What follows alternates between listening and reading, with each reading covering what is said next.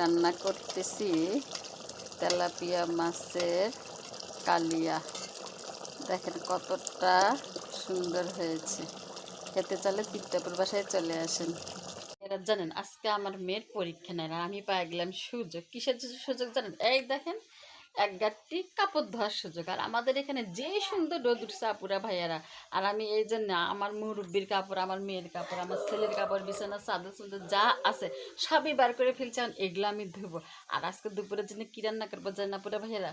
Tilapia মাছের কালিয়া রান্না করবো, বুঝছেন আপুরা ভাই। কিন্তু তার আগে এই যে আমার এই কাপড়গুলো ধুবো। যেমন রোদ উঠছে তেমন কাপড়, বুঝছে না পুরা ভাইয়ারা। যেহেতু রোদ উঠছে তাই আগে আমি কাপড়গুলো ভিজাই রাখবো, তারপরে মাছ ভাজতে দেবো, বুঝছে না পুরা ভাইয়ারা। আগে এগুলো ভিজাবো, তারপরে রান্না করব। তো চলেন কাপড়ও ভিজাই, আর কালিয়া আর তেলাপিয়া মাছের কালিয়া রান্না করি। ব্যাপারটা ভালো হলো না আপুরা ভাইয়ারা? তো চলেন আর দেরি কেন, করে ফেলি। মাছ সুন্দরভাবে হলুদ লবণের মরিচের গুঁড়া দিয়ে মাখাই নিছি।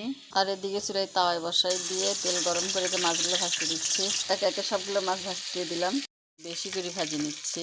এরপর আরও কিছু মাছ ভাজতে দিয়ে দিলাম। এই মাছগুলো আমার ভাজা হয়ে গেল। তারপরে ভাইরা দেখেন সবগুলো মাছটা কিন্তু আমি সুন্দরভাবে ভাজি নিছি। এরপর চুলায় হাঁড়ি বসাই দিয়ে তেল গরম করে নিলাম, আর কয়েকটা পাঁচফোড়ন এবং কালিজিরা দিয়ে দিলাম। এরপর দিয়ে দিলাম পেঁয়াজ বাটা, এরপর দিয়ে দিলাম জিরার গুঁড়া, এরপর দিয়ে দিলাম মহুরির গুঁড়া। যেহেতু কালিয়া বানাচ্ছি তাই যে রাঁধুনি গুঁড়াটা দিয়ে দিলাম। এরপর দিয়ে দিলাম মরিচের গুঁড়া, দিয়ে দিলাম হলুদ, সর্বশেষ দিয়ে দিলাম লবণ। এখন সমস্ত উপকরণ সুন্দরভাবে কষাই নিব আপুরা ভাইয়ারা। মশলা যত কষানো হবে তরকারি কিন্তু ততই মজা লাগবে। তখন মশলার কিন্তু একটা গন্ধ থাকে, কাঁচা কাঁচা গন্ধ থাকবে। তাই যত কষানো হবে কাঁচা কাঁচা গন্ধটা চলে যাবে এবং খেতেও মজা লাগবে। মশলা কিন্তু সুন্দরভাবে কষানো শেষ। আমি আর একটু পানি দিলাম, আরও একটু কষাই নিব। একটু লাড়াচাড়া করে দেই, আর একটু কষাই নিব। দেখেন কি সুন্দর কষে গেছে। আমি এর মধ্যে ভাজা মাছগুলো দিয়ে দেবো। যেহেতু এটা কালিয়া তাই মাছগুলো আমি খুব কড়াভাবে ভাজে নিছি। এখন সুন্দর করে লাড়াচাড়া করে দেবো।